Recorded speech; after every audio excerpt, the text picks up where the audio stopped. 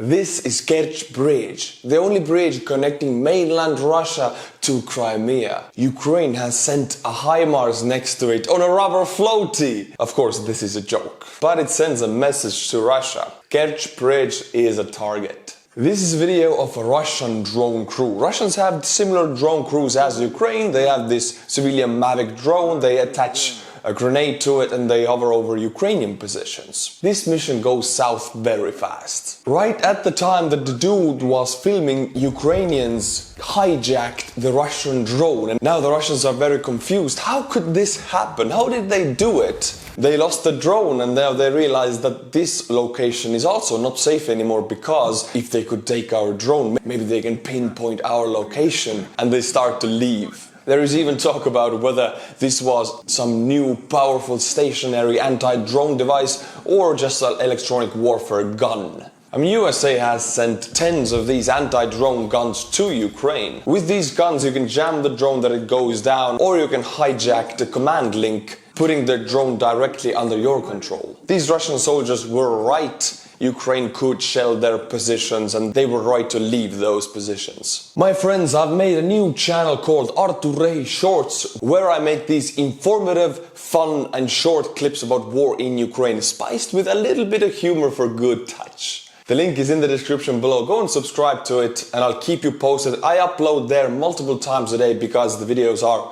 shorts, 15 seconds long. Today is that one day in the month we actually have a sponsor. Established Titles.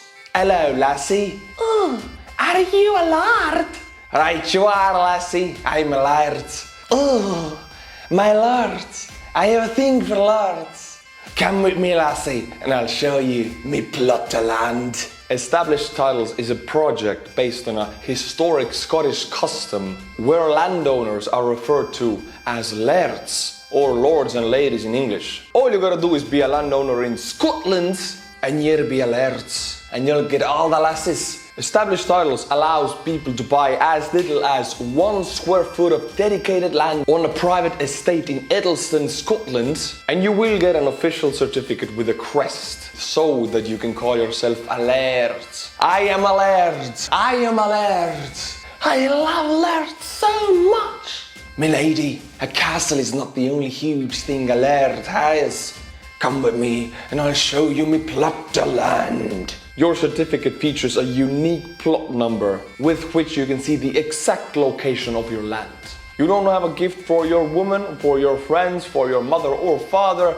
No problem, it makes a perfect last-minute gift. Make them a laird. Why do I speak like a pirate every time I go Scottish? I'm a Scottish pirate. Arr. You could officially change your name to Lord or a Lady and get it on your credit card, plane tickets or driver's license if your country allows it. What I love the most is Established Titles is actually committed to planting a tree with every order. So you make somebody a laird, you plant another tree. Established Titles has told me that first 200 people to use the link in the description below with the code Estonian69 will be in my little Estonian soldier Scottish kingdom. Established Titles is now running a great Labor Day sale. Plus, if you use the code Estonian69, it never gets old, man. Estonian69. You get an additional 10% off. Go to establishedtitles.com/Estonian69 and get yourself a Scottish plot of land and make yourself a laird, goddammit. These Ukrainian soldiers found 2 Russian bulletproof vests in an abandoned infantry fighting vehicle. As you can see, they are Russian plate carriers. Ukrainian soldiers start to test their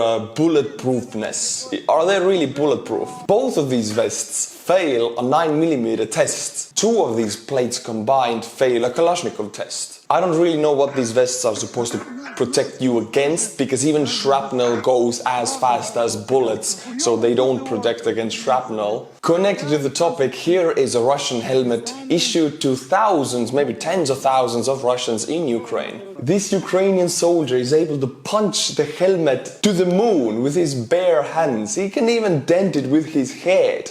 Either this Ukrainian man is really durable, or these Russian helmets are garbage. In this video we can see 2 Russian infantry fighting vehicles driving full throttle on a Ukrainian field. They're shooting their main cannons, they're probably driving into action. Kaboom! The last one drives into a mine. The first one speeds away. Note that the troops in the last infantry fighting vehicle disband and run away, they're fine. The first one keeps firing its cannon, but not for long because, kaboom! It also runs into a mine. 2 out of 2. Like the last one, this crew is also fine. They disembark and run away. Mines are incredibly effective against vehicles, as we can see. This is a video of a Russian infantry fighting vehicle that has been hit by Ukrainians. It is already on fire. But then it explodes, and it's huge. I don't really get it. What makes an infantry fighting vehicle make a fireball that big? I have a theory. It's on a full tank, full munitions, and also it's carrying boxes filled with munitions that it was bringing to its squad or unit. It has to be a logistics infantry fighting vehicle filled with explosives to make a fireball that big. Look at this one closely. Did you notice?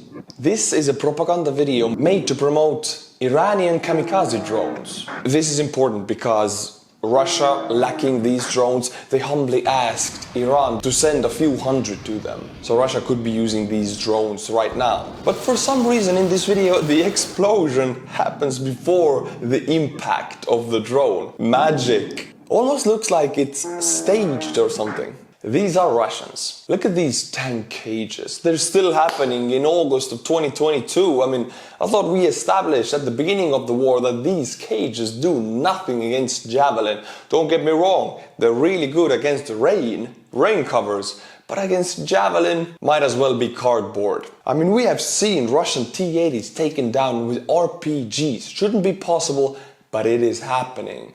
So these tank cages against Javelin, no. In this video, these people are Russians fighting for Ukraine. Yeah, you heard right. Russian Freedom Legion soldiers secured their flag at the embassy in Kiev. Russian nationals in Ukraine can join the legion on Ukrainian side to fight for a free Russia. It is weird to think that there is a Belarusian legion and a Russian legion in the armed forces of Ukraine, but that's how it is. Russian mercenary Igor Mangushev made a performance with a skull of a Ukrainian soldier who defended Azovstal. In his speech, Mangushev said that Russia is at war with the Ukrainian idea, so all Ukrainians must be eliminated. And this is not just this one mercenary. I have heard this mindset from the wives of the soldiers of Russia fighting in Ukraine. Their wives encourage them to do war crimes. So now I truly believe it is Russian people who support this war. This next one happened in downtown Moscow. Things happen in Moscow, the capital of Russia. I mean, Ukrainian reach should not be that far, but it is. This BMW X6 belonged to Yevgeny Sekreterev, the deputy head of the General Staff of the Armed Forces of Russia. The car was set ablaze by the Russian resistance, Russian freedom fighters who went underground to fight against Putin.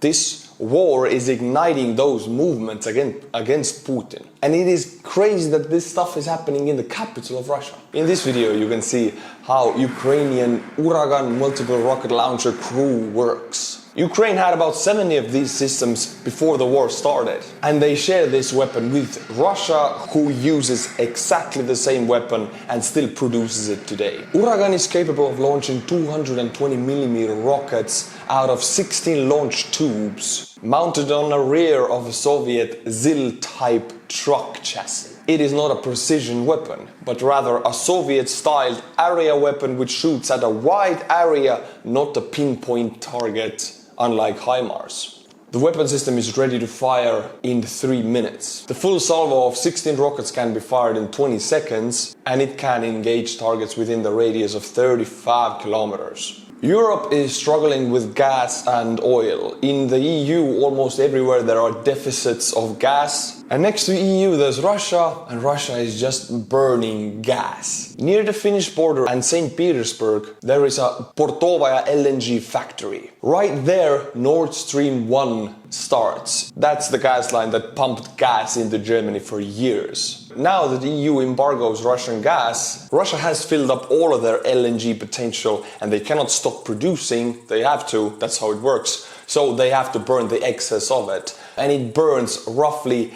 10 million United States dollars worth of gas daily, which I cannot fit into my head. This next one comes from Riga, the next country of Estonia, Latvia. Latvians are dismantling largest Soviet monument of the Baltics in the center of Riga. This monument was solely to the Red Army and their atrocities. And don't ask me why these monuments still exist in the Baltics and Eastern Europe. They have existed and they do till nowadays. But 6 months ago when the war started, things have started to change in Estonia. People are destroying these monuments and the same happens in Latvia, Lithuania, Poland. Like this monument falls, so does the Russian terrorist state. It shows clearly where the people stand in Eastern Europe. They stand with NATO and the EU. There was almost a radioactive accident at the biggest power plant of Europe, Zaporizhzhia nuclear power plant. It lost power and the backup diesel generators kicked in, saving the power plant by keeping on the cooling systems until the power plant was connected back to the grid. Why did this happen? Because of the Russians shelling. Zelensky made a separate video about this, warning the world about the nuclear disaster that could happen. Russian shelling started a fire at the nearby coal power plant. The fire damaged an electrical grid that gave power to Zaporizhzhia nuclear power plant and its cooling systems. The power plant lost power,